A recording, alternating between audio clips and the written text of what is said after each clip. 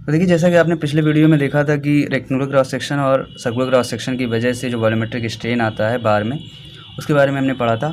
आज का जो हमारा टॉपिक है, इसमें हम लोग पढ़ेंगे जो वॉल्यूमेट्रिक स्ट्रेन आएगा किसी भी 3D लोड की वजह से। एक क्यूब है, बेसिकली क्यूबॉइड है जिसके सभी डायमेंशन अलग हैं, तो उसमें क्या वॉल्यूमेट्रिक स्ट्रेन आएगा उसके बारे में यहाँ पर पढ़ना है। तो इसको हम लोग लिख देते हैं कि volumetric strain in a cube by 3D load. ठीक है, तो यहाँ पर हमें यही फाइंड आउट करना है। तो इसके लिए पहले तो एक क्यूब बना लेते हैं।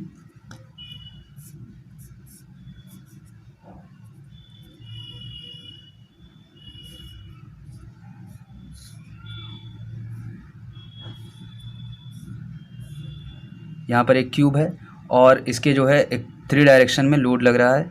यहाँ पर बेसिकली हम स्ट्रेस को रिप्रेजेंट कर रहे हैं। यहाँ पर एक्स डायरेक्शन में जो स्ट्रेस लग रहा है वो px, वाई डायरेक्शन में जो लग रहा है py, और z डायरेक्शन में जो लग रहा है बेसिकली इस डायरेक्शन में आप देखेंगे तो हो जाएगा pz। तो यहाँ पर टेंसाइल स्ट्रेस की हम बात कर रहे हैं तो दोनों तरफ काम करेगा, px इधर भी, py इधर भी, और pz आपका उधर भी लगेगा। तो थोड़ा सा कॉम्प्लेक्स हो जाएगा, इसलिए उसको नहीं नोटिफाई कर रहे हैं। तो यहाँ पर पहले हम लोग पता करते हैं कि सभी डायमेंशन में जो है कितना लोड लग रहा है। तो यहाँ पर x डायमेंशन जो है, यहाँ पर मान लीजिए ये लेंथ x है, ये इसकी y डायमेंशन में जो ये हाइट है, और ये इसकी विड्थ है।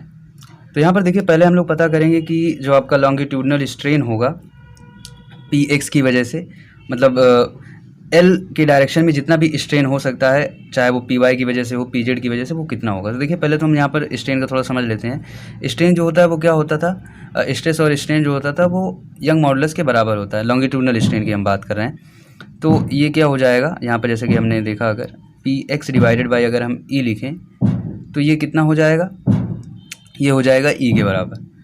यहाँ पर स्ट्रेस है आपका, ये स्ट्रेन डिवाइडेड बाई स्ट्रेन है जो, तो ये है यंग मॉडुलस के बराबर। तो अगर हम यहाँ पर स्ट्रेन की बात करें तो ये कितना हो जाएगा, px डिवाइडेड बाई e। ठीक है, तो ex के डायरेक्शन में, मतलब x के डायरेक्शन में जो लेंथ की डायरेक्शन में हम अगर देखें कि कितना जो है स्ट्रेन आ रहा है, तो अगर px की वजह से देखेंगे तो वो लॉन्गिट्यूडनल है, तो px बाई e हो गया।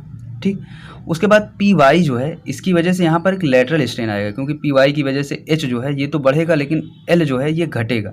ठीक है, तो py की वजह से l की डायरेक्शन में जो है लेटरल स्ट्रेन आएगा। और आपको पता है py की वजह से जो लॉन्गिट्यूडनल स्ट्रेन आएगा वो कितना आएगा, py डिवाइडेड बाई e आएगा। तो अगर आप इसका लेटरल निकालना चाहें तो बस 1/m से मल्टीप्लाई कर देना है। और चूंकि जो लेटरल और लॉन्गिट्यूडनल है दोनों आपस में इन्वर्स है, मतलब जब एक बढ़ता है तो एक घटता है, तो यहाँ पर माइनस आ जाएगा, तो यहाँ पर आपको माइनस लगा देना है, py डिवाइडेड बाई me। ऐसे ही pz की वजह से pz डिवाइडेड बाई me। तो ex डायरेक्शन में इतना स्ट्रेन आ गया, मतलब x के डायरेक्शन में इतना स्ट्रेन आ गया। सेम एज y की डायरेक्शन में आप निकालोगे तो py बाई e, ये केवल पॉजिटिव में रहेगा, बाकी सब नेगेटिव, और m से नीचे डिवाइड रहेगा, px divide by me minus में pz divided by me। Same as अगर आप z की डायरेक्शन में निकालेंगे, जो स्ट्रेन आएगा वो कितना आएगा, तो pz बाई e माइनस में px divide by me minus में py डिवाइड बाई me। तो यहाँ तक आई थिंक आप इजीली समझ गए होंगे कि कैसे यहाँ पर आ रहा है। इसके बाद यहाँ पर आपने जो लॉन्गिट्यूडनल स्ट्रेन था वो तो निकाल लिया हर डायरेक्शन में। अब यहाँ पर अगर हम बात करें कि वॉल्यूमेट्रिक स्ट्रेन क्या आएगा, जो कि हमारा यहाँ पर निकालने का हमने पहले ही लिखा हुआ है। तो वॉल्यूमेट्रिक स्ट्रेन क्या होता है, वॉल्यूमेट्रिक स्ट्रेन होता है dv बाई v, ये ev की वैल्यू, और v की वैल्यू आपको पता है वो कितना होती है, LH और b, LH और b का मल्टीपल आपस में। और ex की वैल्यू क्या हो जाएगी, यहाँ पर आपने लिखा हुआ है dl by l, db by b, dh by h। h के y के डायरेक्शन में h वाली लेंथ है, और z के डायरेक्शन में आपकी db बाई, ये जो है तीनों आपकी यहाँ पर डायमेंशंस जो हैं उनका जो चेंज होने का लेंथ है वो यहाँ पर दिया गया है। तो देखिए, यहाँ पर अगर हम देखें कि जो px और py pz है, अगर हम तीनों की वैल्यू जो है एक साथ रख दें, px और py और pz, वॉल्यूमेट्रिक स्ट्रेन निकालने के लिए सभी की वैल्यू सेम रख दें p के बराबर, तो ex की वैल्यू क्या आ जाएगी, p by e 1 minus 2/m। ey की वैल्यू क्या आ जाएगी, p by e 1 minus 2/m। और ये EZ के बराबर, सभी जो है EX EY EZ सभी बराबर हो गए। ठीक है, यहाँ पर हमें निकालना है डी वी बाई वी की value, D V by V. और आपने पहले भी देखा हुआ है कि जब आप इसको कैलकुलेट करते हैं एल बी एच तो क्या लिखते थे आप, डी एल इंटू में एच बी, ये डी वी की वैल्यू हम निकाल लें, प्लस में एच एल इंटू में डी बी, प्लस में H B H L into में डी एच, और डी वी बाई वी करते हैं आप, कितना आ जाता है, D L by L plus D H by H plus D B by V. मतलब ये सभी क्या है, वॉल्यूमेट्रिक स्ट्रेन ही तो हैं, ये लॉन्गिट्यूडनल स्ट्रेन है, E X plus E Y plus E Z. तो मतलब वॉल्यूमेट्रिक स्ट्रेन जो है आपके लॉन्गिट्यूडनल स्ट्रेन का सम है, और इन सभी को भी आप कैलकुलेट कर दें डी वी बाई वी, इन सभी की जो वैल्यू आपने निकाली, ये सभी की वैल्यू सेम है, 1 minus 2 M P by E के बराबर, 1 minus 2 by M P by E, और 3 टाइम्स जो हैं तो 3 यहाँ से मल्टीप्लाई हो गया, 3 P by E D V by V. तो यहाँ से आपका वॉल्यूमेट्रिक स्ट्रेन निकल जाएगा ई वी बराबर, और पी बाई ई की वैल्यू आपको पता है वो कितना है, लॉन्गिट्यूडनल स्ट्रेन के बराबर E 3 E Y minus 2 by M. ये क्या है, 3 डायरेक्शनल लोड के लिए। यहाँ पर जब आप 1 डायरेक्शन में लोड लग रहा था तो यहाँ पर 3 नहीं था, जब 3 डायरेक्शन में लगेगा तो यहाँ पर 3 आ गया, 3 ई 1 माइनस 2 बाई एम। ये आ गया आपका यहाँ पर फॉर्मूला। इसके बाद हम लोग देख लेते हैं ई जी और के में रिलेशन। ई जी और के में रिलेशन, देखिए आपने अभी पढ़ा जो फॉर्मूला यहाँ पर निकला था वॉल्यूमेट्रिक स्ट्रेन का, ई वी बराबर ई 1 माइनस 2 बाई एम, और यहाँ पर 3 जो है मल्टीपल में था। तो यहाँ पर देखिए वॉल्यूमेट्रिक स्ट्रेन क्या होता है, वॉल्यूमेट्रिक स्ट्रेन और जो भी यहाँ पर फार्मूला था आपका बल्क मॉडुलस का, तो वॉल्यूमेट्रिक स्ट्रेन के लिए क्या आता है, बल्क मॉडुलस, और जो यहाँ पर स्ट्रेस लग रहा होता है पी, ठीक है। तो यहाँ पर हम बल्क मॉडुलस की वैल्यू रख देते हैं, बल्क मॉडुलस की वैल्यू क्या थी, के थी, तो यहाँ पर ये फार्मूला थोड़ा सा यहाँ पर रख देते हैं, यहाँ पर हम लोग, तो क्या आ जाएगा, पी बाई के आ जाएगा, और ई की वैल्यू आपको पता है कितना है, ये लॉन्गिट्यूडनल स्ट्रेन है 3 इंटू में, यहाँ पर आप देख लीजिए पी बाई ई की वैल्यू जो है वो ई के बराबर है, ये आपका यंग मॉडुलस है, तो यहाँ से हम इसकी वैल्यू पुट कर देते हैं, P by E 1 minus 2 by M. तो यहाँ से हमें के और ई के बीच का रिलेशन मिल जाएगा। तो यहाँ पर आप थोड़ा सा इसको सॉल्व करेंगे तो आ जाएगा, ई को इधर लेके चल जाइए, के को इधर लेके चल जाइए, ई बराबर आ जाएगा 3k 1 माइनस 2 बाई एम। ये आ गया ई और के बीच का रिलेशन।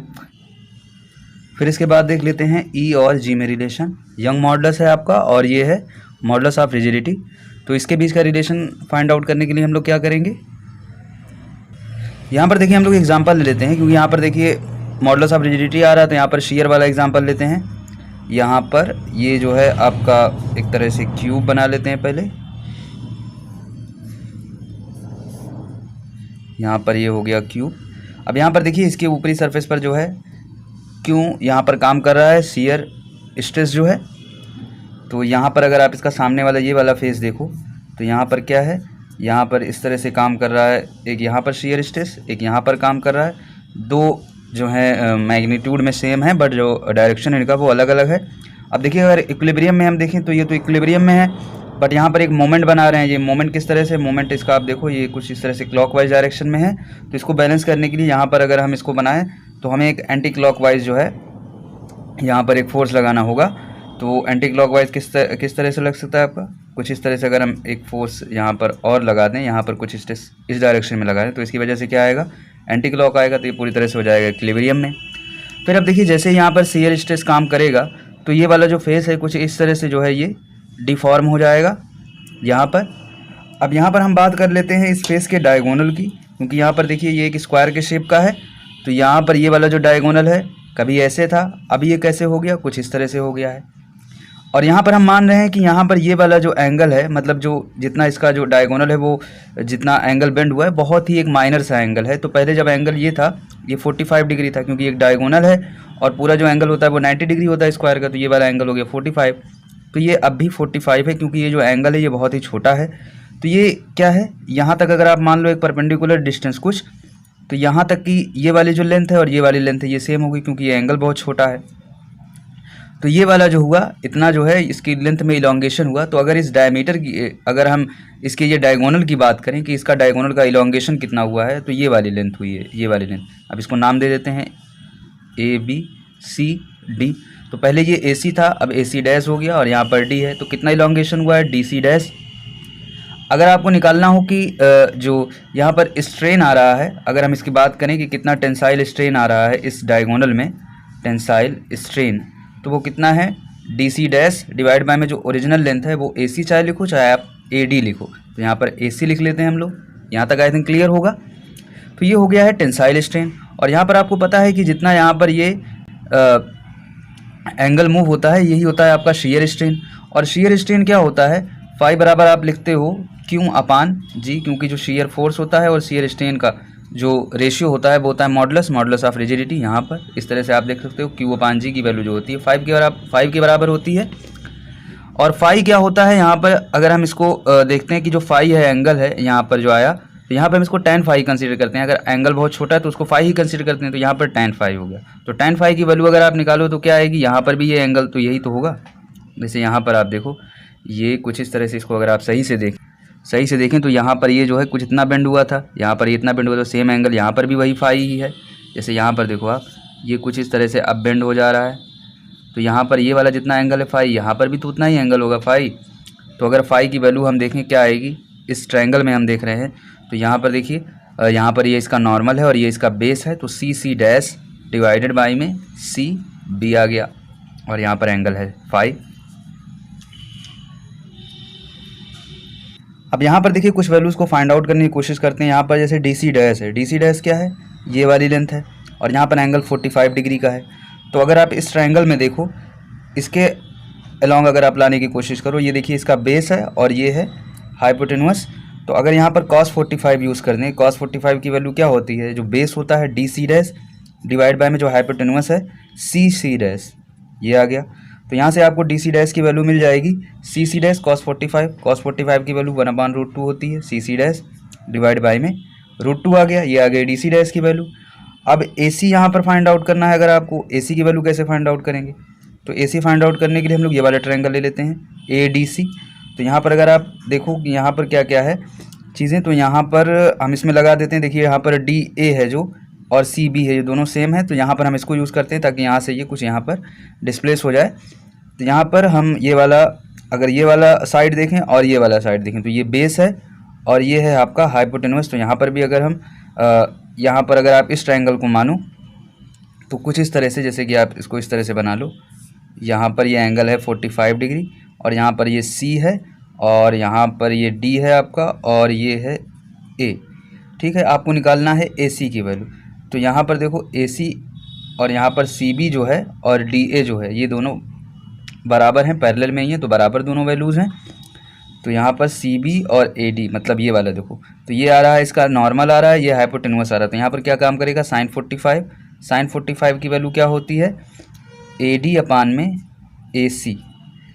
तो यहाँ से आपको ए सी की वैल्यू मिल जाएगी। ए सी की वैल्यू क्या मिल जाएगी, ए डी अपान में साइन 45, मतलब कि 1/√2 आएगा, ऊपर √2 चला जाएगा, ये आ गया। अब अगर टेंसाइल स्ट्रेन की वैल्यू अगर आप देखो तो कितना आ जाएगी, डी सी डैश यहाँ से आप लिख लो सी सी डैश डिवाइड बाई में √2, और ए सी की वैल्यू लिखोगे ए डी और √2 फिर मल्टीप्लाई हो जाएगा, ए डी यहाँ पर आ गया, सी सी डैश डिवाइड बाई में 2AD। और यहाँ पर देखो AD जो है वो BC के बराबर है, और ये CC डैश बाई BC के बराबर हो जाएगा, मतलब ये टोटल जो आ गया ये फाई के बराबर आ गया, 1/2। यहाँ पर लिख सकते हो आप tan फाई, या अगर फाई बहुत छोटा है तो आप इसको लिख सकते हो φ/2। और यहाँ से अगर आप देखो फाई की वैल्यू क्या है, तो यहाँ पर है Q/2G। यहाँ पर ये आ गया इसका टेंसाइल स्ट्रेन, ये वैल्यू आ गई। अब यहाँ पर और क्या काम करना है, यहाँ पर देखिए अभी आपको जो है ये मिल गया मॉडुलस ऑफ रिजिडिटी कि टेंसाइल स्ट्रेन इसके टर्म में आ गया। अब यहाँ पर एक काम करते हैं, यहाँ पर देखिए यहाँ पर जो आपका डायगोनल है, डायगोनल जो है इलोंगेट हो रहा है, तो इसके अलॉन्ग मान लेते हैं कि अगर कुछ यहाँ पर ये आपका डायगोनल है AC था, अब ये बढ़ करके कुछ AC डैश हो गया। तो यहाँ पर मान लेते हैं कि इसके अलॉन्ग जो है कोई क्यों जो है स्ट्रेस काम कर रहा था, तो इसका ये वाला जो आप डायगोनल देख रहे हैं BC, ये इसके परपेंडिकुलर में है, BD जो इसका ये वाला डायगोनल है। तो ये क्या हो रहा होगा, यहाँ पर देखिए जैसे ही ये कुछ इस तरह से होता है, जैसे यहाँ पर जब ये इस तरह से हो जाता है तो यहाँ पर ये वाला डायगोनल छोटा हो जाता है, मतलब ये कंप्रेस होता है और ये और इलोंगेट होता है। तो यहाँ पर इस तरह से स्ट्रेस काम कर रहा है कि इसको यहाँ पर घटा रहा है, तो मतलब यहाँ पर जो स्ट्रेस काम कर रहा है लॉन्गिट्यूडनल स्ट्रेस, यहाँ पर जो लेटरल स्ट्रेस काम कर रहा है वो यहाँ पर इसको घटा रहा है। तो मान लीजिए यहाँ पर भी कोई यहाँ पर स्ट्रेस काम कर रहा होता, तो वो क्या करेगा, इसको बढ़ाने की कोशिश करेगा। तो यहाँ पर दो तरह के आएंगे आपके स्ट्रेस। एक तो क्यू की वजह से जो लॉन्गिट्यूडनल स्ट्रेस काम कर रहा है वो कितना हो जाएगा, यहाँ पर अगर आप स्ट्रेन की वैल्यू देखें, टोटल स्ट्रेन कितना आएगा इससे डायगोनल पर, यहाँ पर हम इस डायगोनल पे भी मान रहे हैं एक स्ट्रेस काम कर रहा है, इस डायगोनल पे भी एक स्ट्रेस मान रहे हैं काम कर रहा है। तो क्यू की वजह से कितना यहाँ पर काम करेगा स्ट्रेन, तो यहाँ पर देखो क्यू बाई ई काम करेगा। यहाँ पर आपका यंग मॉडुलस आएगा, क्योंकि यहाँ पर हम लॉन्गिट्यूडनल स्ट्रेन निकाल रहे हैं, टोटल लॉन्गिट्यूडनल स्ट्रेन, क्योंकि यहाँ पर भी देखिए टोटल जो यहाँ पर टेंसाइल स्ट्रेन हो रहा है यहाँ पर आपने पता कर लिया है, इसको इसके इक्वल कर देंगे तो क्यू बाई ई आ रहा है। और इसकी वजह से यहाँ पर भी एक लेटरल स्ट्रेन काम करेगा और ये भी इसको बढ़ाएगा तो यहाँ पर प्लस में आएगा, और इसकी वजह से कितना लॉन्गिट्यूडनल स्ट्रेन आएगा क्यू बाई ई, और इसका हमें लेटरल देखना है तो 1/m से मल्टीप्लाई हो गया। तो यहाँ पर क्या आ गया, क्यू बाई ई 1 + 1/m। इसको आप इसके इक्वल कर देंगे, क्यू बाई 2g बराबर में क्यू बाई ई 1 + 1/m, यहाँ से ये कट गया। तो यहाँ से देखो ई की वैल्यू क्या आ जाएगी, ई की वैल्यू आ जाएगी 2g 1 + 1/m। ये आ गया आपका ई और जी के बीच का रिलेशन। और इसके पहले जो हमने देखा था ई और के बीच का रिलेशन, वो आया है आपका 3k 1 - 2/m। तो यहाँ से देखो आपको दो वैल्यूज़ मिल गई, यहाँ पर ई और के बीच का रिलेशन, ई और जी के बीच का रिलेशन। अब इन दोनों इक्वेशन से आप m की वैल्यू निकाल लोगे और m की वैल्यू निकाल करके किसी भी एक इक्वेशन में रख दोगे तो आपको ई जे की तीनों के बीच का रिलेशन मिल जाएगा। और जब आप निकालोगे तो आ जाएगा ई बराबर में 9gk डिवाइडेड बाई में g + 3k। तो ये हो जाता है young modulus of elasticity, modulus of rigidity, और यहाँ पर के जो है बल्क मॉडुलस। इन तीनों के बीच का जो रिलेशन है, मतलब इन तीनों के बीच का कोई इक्वेशन जिसमें कि इन तीनों के बीच का आप रिलेशन देख सकें, तो ये है ई और के यंग मॉडुलस और बल्क मॉडुलस के बीच का, ये है यंग मॉडुलस और मॉडुलस ऑफ रिजिडिटी का, ये है इन सभी के बीच का young modulus, modulus of rigidity और बल्क मॉडुलस के बीच का रिलेशन। तो यहाँ तक आई थिंक आपको कुछ समझ में आया होगा। और अगर वीडियो अच्छा लगा हो तो वीडियो को लाइक करें, शेयर और सब्सक्राइब करें और बेल आइकन प्रेस करें ताकि आपको अगले वीडियोज़ की नोटिफिकेशन मिलती रहे। और आज का जो वीडियो है यहाँ पर एंड करते हैं।